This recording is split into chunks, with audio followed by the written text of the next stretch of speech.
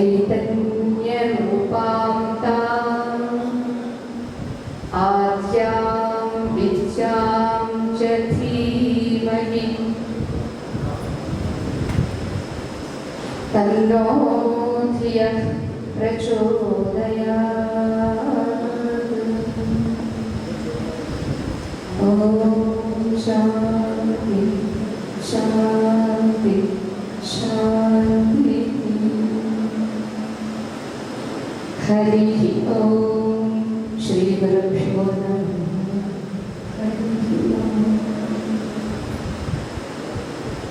Global Hindu heritage foundation save temples చేస్తున్నటువంటి అంతర్జాతీయ హిందూ ధార్మిక సమ్మేళనానికి విచ్చేసి వేదికను అలంకరించిన పూజ్యపాద శ్రీ శ్రీ శ్రీ స్వరూపానందేంద్ర సరస్వతి స్వామివారి దివ్య చరణారవిందములకు, అలానే పూజ్యశ్రీ కృష్ణానంద పురి స్వామి వారికి మా హృత్పూర్వక ప్రణామములు. ఈనాడు ఈ సంస్థను ప్రారంభించి దాన్ని 2006లో ప్రారంభించినటువంటి మన శ్రీమాన్ వెలగపూడి ప్రకాశ్రావు గారు, అలానే శ్రీమాన్ యలమంచిలి ప్రసాద్ గారు దీనికి ప్రధానంగా తన గజనుతో అందరూ హృదయానికి ఒక గజ్జను కట్టి అందరినీ ఒక చోట చేర్చగలిగినటువంటి సామర్థ్యం కలిగినటువంటి డాక్టర్ గజన్ శ్రీనివాస్ గారిని, ఇక ఇవాళ ఏ దేవాలయాలు రక్షించుకుందాము అనేటటువంటి ప్రధాన ఉద్దేశంతో ఇక్కడికి ఈ సమావేశానికి వచ్చి ఉన్నాము. అటువంటి దేవాదాయ ధర్మాదాయ శాఖ కమిషనర్ అమ్మ శ్రీమతి అనురాధ గారికి, అలానే వాళ్ళ ద్వారకా తిరుమల దేవస్థానం చైర్మన్ శ్రీమాన్ సుధాకర్ గారికి, అందరినీ మా హృత్పూర్వక మంగళాశాసనంలో. మాకు శ్రీనివాస్ గారు ఫోన్ చేసి, అమ్మ ఇలా 2 రోజుల కార్యక్రమము సాయంత్రం రండి, 2వ రోజు మీ కార్యక్రమం ఉంటుంది అన్నారు. 2 రోజులు ఏం చేస్తారు నాన్న అని అడిగాను. అడిగితే వివిధ రాష్ట్రాల నుండి దేవాలయాలని, అది ఎలా వనరక్షణ, ఎలా మన శాస్త్రీయ దృక్పథ రక్షణ, ఎలా ఇవన్నీ ఉన్నవమ్మా అన్నారు. అదేంటి మరి అవన్నీ ఉన్నవి అంటే 2 రోజుల కార్యక్రమంలో మేము అటెండ్ కావాలి, ఏదో సాయంత్రం వస్తే మాకేం తెలుస్తుంది బ్రీఫ్గా అని అన్నాను. చాలా సంతోషమమ్మా అన్నారు. అది ఇప్పుడు నాకు వచ్చిన తర్వాత అనిపిస్తుంది ఇది చాలా అవసరము. అయితే ఆశ్రమాల స్వామిజీలు అందరినీ పిలవాల్సిందేమో అనిపిస్తుంది. అయితే పిలవడం కూడా అంత తేలికైన పని కాదు అని నాకు తెలుసు, శ్రీనివాస్ కూడా తెలుసు. అంచేత బహుశా అందరినీ పిలవలేకపోయారేమో. ఇంకా రేపు సాయంత్రం చాలా మంది వస్తారు. ప్రధానంగా శ్రీనివాస్ గారు చెప్పినటువంటి ఆ ప్రోగ్రాం కూడా చాలా బాగుంది. గుండె సరిగా ఉంటే దేహం సరిగా ఉంటుంది, గుడి సరిగా ఉంటే దేశం సరిగా ఉంటుంది అనేది.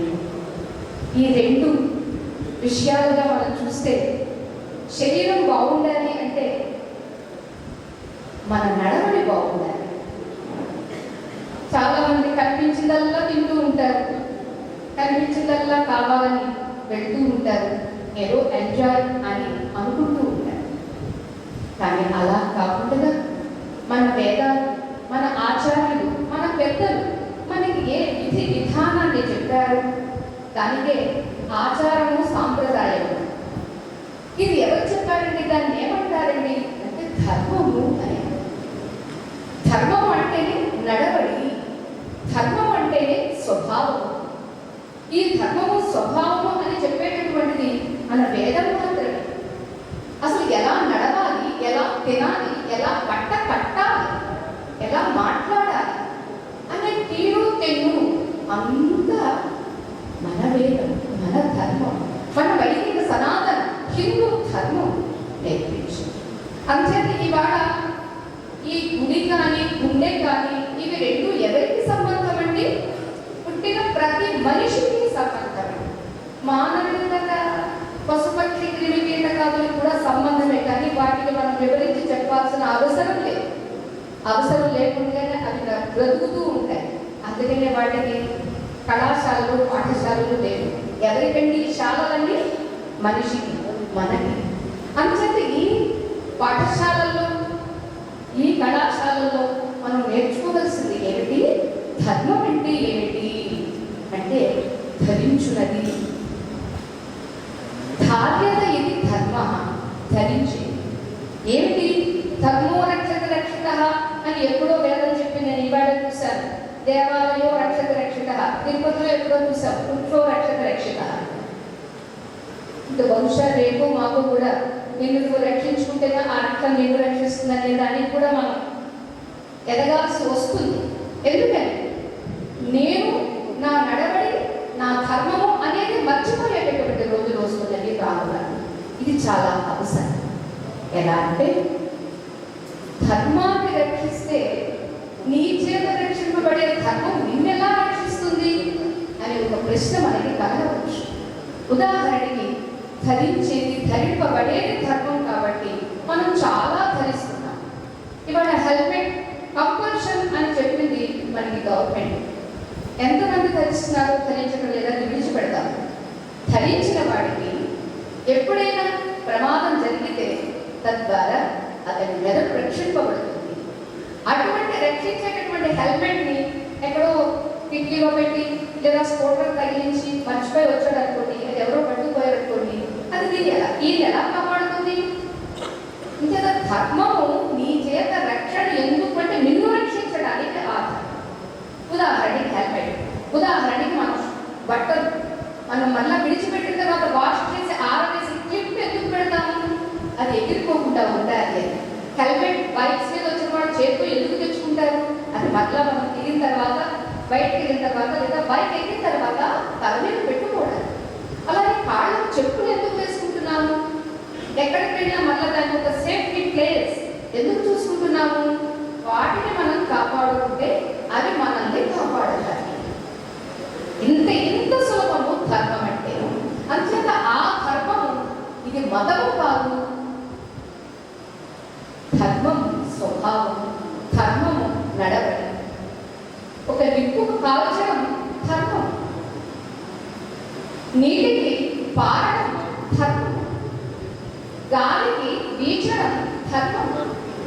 అలానే మనిషి అన్నటువంటి వాడు సత్యాన్ని మాట్లాడుతూ ఆ సత్యం కూడా ప్రియంగా మాట్లాడటం, అది ప్రియమైతేనే ఆ సత్యాన్ని మాట్లాడటం. సత్యం బ్రూయా ప్రియం బ్రూయా న బ్రూయా సత్యమ ప్రియం ప్రియం చ అద్భుతం బ్రూయాత్ అని మనకి వేదం చెప్తుంది. అంటే ఎవరికంటే ఇవన్నీ మనిషికి మనిషికి మనిషికి. అందుకని ఇన్నింటినీ మనకి వివరించి చెప్పడానికే దేవాలయాలు. ఆశ్చర్యం చూడండి, ఒక పాలల్లో వెన్న ఉంది, ఏది మన కంటికి కనిపించడం లేదే. పోనీ నెయ్యి ఉంది, కనిపించడం లేదే. అంటే దానికి కొంత ప్రాసెస్, దాన్ని కాచడం, మళ్ళా తోడు వేయడం, మళ్ళా దాన్ని చిలకడం, అప్పుడు వెన్న వస్తే వెన్నని కాచితే పాడవకుండా నెయ్యిగా మిగులుతుంది. అలానే ఇక్కడ కూడా మనకి విశ్వవ్యాపకమైనటువంటి ఒక అద్భుతమైన అనంతమైన చిచ్చక్తి, ఆ శక్తిని శ్రీ వెంకటేశ్వర అనండి, శ్రీరామచంద్ర అనండి, శ్రీకృష్ణ పరమాత్మ అనండి, లేదా కనక దుర్గమ్మ అనండి, వారాణసి విశ్వేశ్వర, పేరు ఏదైనా పెట్టండి, ఒక తత్వం ఉంది. ఒక అనిర్వచనీయమైనటువంటి ఆ తత్వాన్ని, ఆ శక్తిని అందరికీ అందుబాటులోకి తేవాలంటే ఎలా అని కృషి చేసినటువంటి వారు, తపస్సు చేసినటువంటి వారు మన పూర్వీకులైనటువంటి ఋషులు. వాళ్ళు ఎన్ని వేల సంవత్సరాలు ఆనాడు కృతాత్రేత ద్వాపరాలు ఉన్నావో అన్ని వేల సంవత్సరాలు దీని ప్రయోగానికి ప్రయోజనానికి వినియోగించారే తప్ప మనలాగా ఏసీ రూమ్లో కూర్చునో లేదా టీవీ ముందు కూర్చునో సమయానికి టిఫిన్ తినో మాత్రమే లేవే. ఎంతెంత ప్రయోగాలు చేసి తపస్సు చేసి ఆ ప్రయోజనాన్ని వాళ్ళ మనకి అందిస్తే కూడా అందుకోవడానికి కటపడాలి. ఏమిటా ప్రయోగం, ఏమిటా ప్రయోజనం అని మనం ఆలోచిస్తే విశ్వాత్మకమైనటువంటి ఆ అద్భుతమైన సచ్చిద ఆనందమైన ఆ శక్తిని ఒక చోట కేంద్రీకరింప చేయాలి. కేంద్రీకరించాలంటే దానికి ఏదో ఒక సాధనం ఉండాలి. ఆ సాధనమే దేవాలయం. దేవాలయ నిర్మాణంలో మనకి శిఖరం పెడతారు, శిఖరం పైన కలశం పెడతారు. ఆ లోపల కట్టినటువంటి ఆ దేవాలయంలో యంత్ర ప్రతిష్టాపన చేస్తారు, ఆపై మూర్తి ప్రతిష్టాపన చేస్తారు. ఈ యంత్ర ప్రతిష్టాపన కూడా కాపర్, రాగి లేదా వెండి, ఇంకా శక్తి ఉంటే బంగారం, ఈ 3 ధాతువులకే సర్వవ్యాపకమైనటువంటి ఆ శక్తిని గ్రహించేటటువంటి ఆ అర్హత, ఆ శక్తి ఉంది. అంటే యంత్ర ప్రతిష్టాపన తర్వాత మూర్తి, ఏ మూర్తి అయితే ఒక మనకి ప్రామాణికంగా అది రామాయణమా లేక భాగవతమా లేక వేరే వేరే పురాణమా మనకి వేదవ్యాస మహర్షి అందించినటువంటిది అనేదాన్ని ప్రామాణికంగా తీసుకుని ఆ మూర్తి ప్రతిష్టాపన, ఆ మూర్తికి సంబంధించినటువంటి యంత్ర ప్రతిష్టాపన చేసిన తర్వాత పైన శిఖరం పైన ఒక కలశ స్థాపన కూడా చేస్తారు. ఏమిటా కలశము అంటే ఆ కలశం కోణంగా ఉంటుంది. ఆ కోణము ద్వారా విశ్వాత్మకమైనటువంటి ఆ దైవీ శక్తిని గ్రహించి దానికి మళ్ళా ఈ దేవాలయం ద్వారా యంత్రం ద్వారా ఆకర్షింపజేసి, యంత్రం మీద ఉన్నటువంటి మూర్తి ద్వారా ఆకర్షింపజేసి ఆ మూర్తికి షోడశ ఉపచారం. మనం ఎంత సహజంగా ఎవరైనా వస్తే రండి, స్వాగతం, ఆహ్వానం రండి అంటారు. వచ్చిన వారికి ఒక కుర్చీ వేస్తారు. అదే పీఠాలతో అయితే పాద ప్రక్షాళన చేస్తారు. సరే, వేరే మన ఫ్రెండ్స్ ఎవరైతే చెవుతో నీళ్ళు ఇస్తారు, అలాగే కూర్చోమని మంచినీళ్ళు తాగడానికి ఇస్తారు, స్నానానికి ఎక్కడో దూరం నుంచి వచ్చారు స్నానం చేయండి, ఇలా ఏవేవైతే ఉన్నావో వాటన్నింటినీ షోడశ 16 ఉపచారములు ఆ భగవంతునికి సమర్పించడం ద్వారా అక్కడ శక్తి పెరుగుతుంది, అక్కడ తాహత్తు పెరుగుతుంది, మహత్తు పెరుగుతుంది. తద్వారా వెళ్ళి ప్రార్థించినటువంటి భక్తుల యొక్క కోరికలు నెరవేరి తీరతాయి. మేము నిన్ననే వాట్సాప్లో చూసామంటే తమిళనాడులో నరసింహస్వామి క్షేత్రంలో ప్రత్యక్షంగా ఒక పాము అభిషేకాలు చేస్తున్నారు. చాలా రభసగా ఉన్నారు, అందరూ గోవిందా గోవిందా అంటున్నారు. కానీ భయపడకుండా ఒక తెల్ల పాము, కాచు పాము అక్కడ వచ్చి తను అలా పురివింపి ఆడుతుంది. అందరూ దానికి నీరాజనాలు ఇస్తూ ఉంటారు. ఏమిటిది? అది నిర్భయంగా ఉంది, వీళ్ళందరూ నిర్భయంగా ఉంటారు.